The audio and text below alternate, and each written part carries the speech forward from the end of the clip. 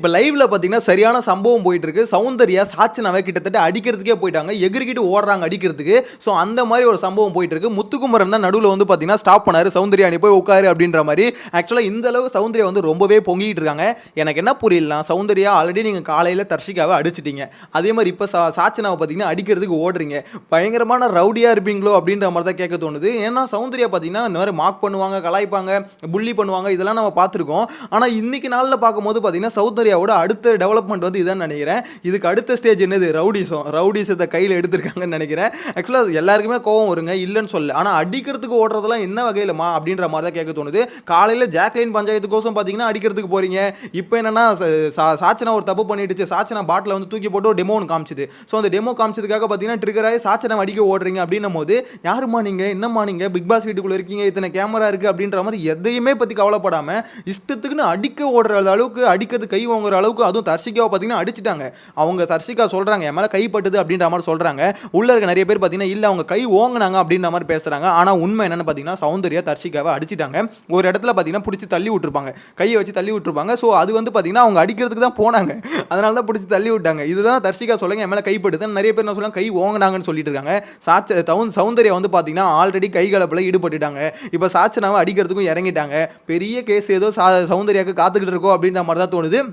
ஆனால் இது எல்லாத்துக்கும் பண்ணுறதுக்கு காரணம் என்ன தெரியுமா, அவங்களுக்கு இருக்க சப்போர்ட். அந்த கைத்தட்டில் வருதுல, அந்த ஒரு கைத்தட்டில் போதுங்க அவங்களுக்கு வந்து எல்லா எனர்ஜியுமே கொடுத்துட்ருக்கு. ஸோ நம்ம என்ன வேணால் பண்ணலாங்க, நம்மளுக்கு வந்து நம்ம ஃபேன்ஸ் இருக்காங்க, கை தட்டுவாங்க, நம்மளை வந்து தூக்கி விட்டுருவாங்க அப்படின்ற மாதிரி ஒரு எண்ணம் வந்து பார்த்தீங்கன்னா சௌந்தர்யா மைண்டில் பயங்கரமாக இருக்குன்னு நினைக்கிறேன். ஏன்னா கேமராவை பார்த்து பயம் இல்லை. ஆக்சுவலாக நம்மளை எப்படி போர்ட்ரே ஆகும் வெளியில், நம்மளை எதாவது தப்பாக நினைப்பாங்க அப்படின்ற மாதிரி எந்த பயமுமே இல்லாமல் பார்த்தீங்கன்னா பயங்கரமாக ட்ரிகர் ஆகிட்டாங்க. ஸோ இதுக்கப்புறம் பார்த்தீங்கன்னா சாச்சனை என்ன பண்ணாங்க, கோச்சிட்டு வெளியே ஓடிட்டாங்க. நான் டெவிலே இல்லைப்பா, நான் எது பண்ணாலும் குறை சொல்கிறீங்க அப்படின்ற மாதிரி. ஆக்சுவலாக மேட்ரு என்ன பார்த்தீங்கன்னா இந்த விஷயத்தில் சாச்சனா மேல தப்பு இருக்கு.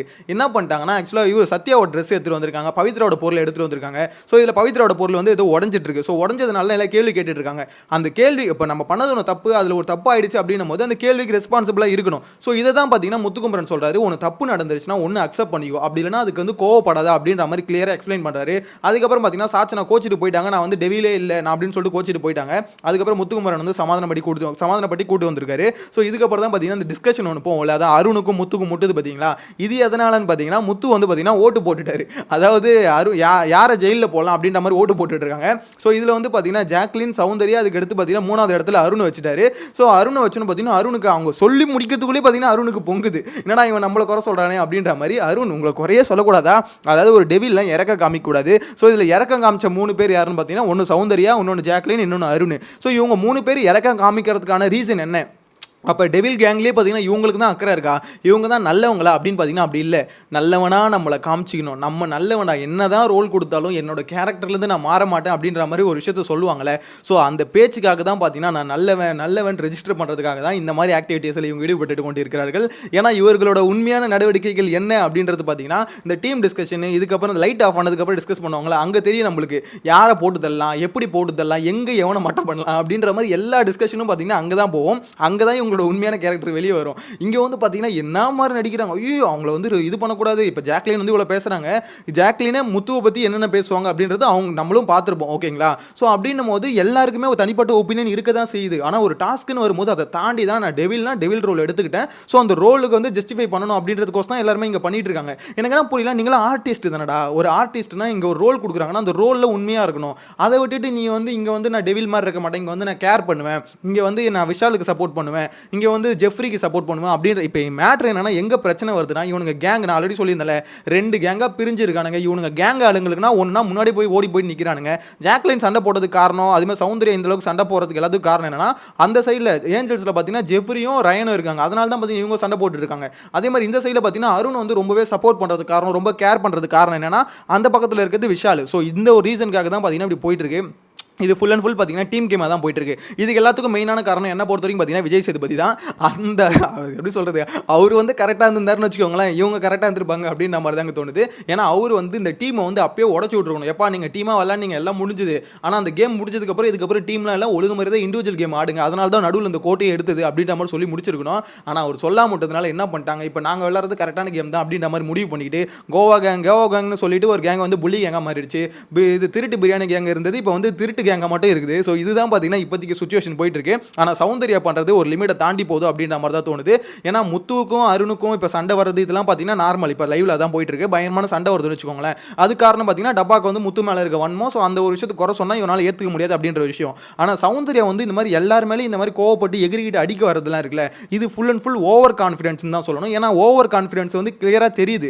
எப்படி நான் இப்போ எக்ஸாம்பிளுக்கு பார்த்தீங்கன்னு வச்சுக்கோங்களேன், இப்போ நார்மலாக சௌந்தர்யா இருந்ததுக்கும் அடுத்தடுத்த வாரம் அவங்களுக்கு வந்து சப்போர்ட் வர வர அந்த ஓவர் கான்ஃபிடன்ஸ் வந்து இன்க்ரீஸ் ஆகிட்டே இருக்கு.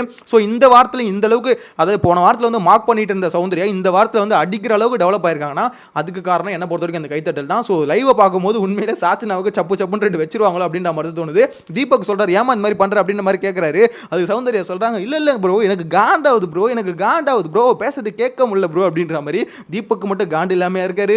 தீபக் விட்டுருந்தா சாச்சனா வெளியே இருந்தால் சப்புன்னு வச்சுட்டு இருப்பார் போல. ஸோ எல்லாருக்குமே பார்த்தீங்கன்னா அந்த கோவம் இருக்கு. அந்த கோவத்தை உள்ளுக்குள்ள கண்ட்ரோல் பண்ணி வச்சுக்கிட்டு தான் இது ஒரு ஷோ. இந்த ஷோ இத்தனை பேர் பார்க்குறாங்க, இவ்வளோ பேர் வந்து நம்ம எப்படி சொல்றது, நம்ம கேரக்டர் வந்து ஜட்ஜ் பண்ணுவாங்க அப்படின்ற ஒரு விஷயத்தை மைண்டில் வச்சுக்கிட்டு தான் எல்லாம் அடக்கி வச்சுட்டு இருக்காங்க.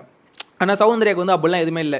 என்ன வேணால் பண்ணலாம், எப்படி வேணால் பண்ணலாம் அப்படின்ற ஒரு இதில் இருக்குங்க. இதுக்கு எல்லாத்துக்கும் நான் திருப்பி சொல்கிறேனே, இந்தளவு இப்போ தீபக் மாதிரி ஆளுங்க சாச்சனா மேலே அவ்வளோ கோவத்தில் இருந்தாலும் அடக்கி வச்சுட்டு தான் இருக்காங்க. இவங்க அடக்காத காரணம் என்னென்னா, இவங்க எது பண்ணாலும் பார்த்தீங்கன்னா ஒருத்தர் கேள்வி கேட்கறது இல்லை. ஒரு கேள்வி வந்து ஸ்ட்ராங்காக வரணும். நீ பண்ணுறது தப்புன்னு ஒவ்வொரு வீக்கெண்டும் அடிக்கணும். ஸோ சாச்சனா இது சௌந்தர்யாவுக்கு மட்டும் சொல்லலை, சாச்சனாக்கு எல்லாருக்கும் சேர்த்தா சொல்கிறேன். இப்போ சாச்சனா இந்த அளவுக்கு வந்து அவங்க ஆடினாங்கன்னு வச்சுக்கோங்க, பிரச்சனையே இல்லை. ஏன் சொல்லுங்கள், சாச்சனாக்கு வந்து அவர் நிற்பார், சப்போர்ட்டுக்கு நிற்பார். ஓகேங்களா, சரி விடுமா பரவாயில்லமா அப்படின்ற விஜய் சேதுபதியோட பேச்சு எப்படி தெரியுமா இருக்கும், தப்பு பண்ணிட்டு சாச்சுனா நீ பண்ணது தப்பு, நெக்ஸ்ட் டைம் பராம பார்த்துக்கோ, ஸோ பார்த்துக்கோ அவ்வளோதான் அப்படின்ற மாதிரி சொல்லிட்டு முடிச்சிடும். இதுதான் பார்த்தீங்கன்னா சாச்சனா கிட்ட அவர் பேசுகிற விதம். இதே முத்துக்குமரன் நினச்சிக்கோங்க, முத்து நீங்கள் இவ்வளோ கேவலமாக பண்ணுவீங்கன்னு எதிர்பார்க்கல, நீங்கள் பண்ணுற இது வந்து உங்ககிட்ட வந்து எக்ஸ்பெக்டே பண்ணலை, இது ரொம்ப ஒஸ்ட்டாக இருக்குது முத்து அப்படின்ற மாதிரி பார்த்தீங்கன்னா முத்துக்குமரன் வந்து போட்டு பொலன்னு பொழப்பார்.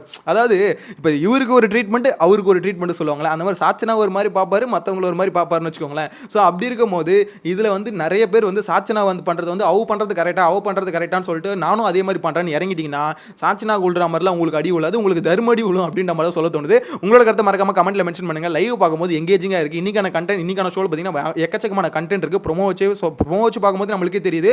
ஸோ அவ்வளோ கண்டென்ட் வந்து கொட்டி கிடக்குது. ஸோ இன்னைக்கான எபிசோட் எங்கேஜிங்கா இருக்கும்னு நினைக்கிறேன். சேனலை ஃபர்ஸ்ட் டைம் பார்த்தீங்கன்னா மறக்காம சப்ஸ்கிரைப் பண்ணி வச்சுக்கோங்க. நெக்ஸ்ட் அப்டேட்ல மீட் பண்ணலாம். Bye by.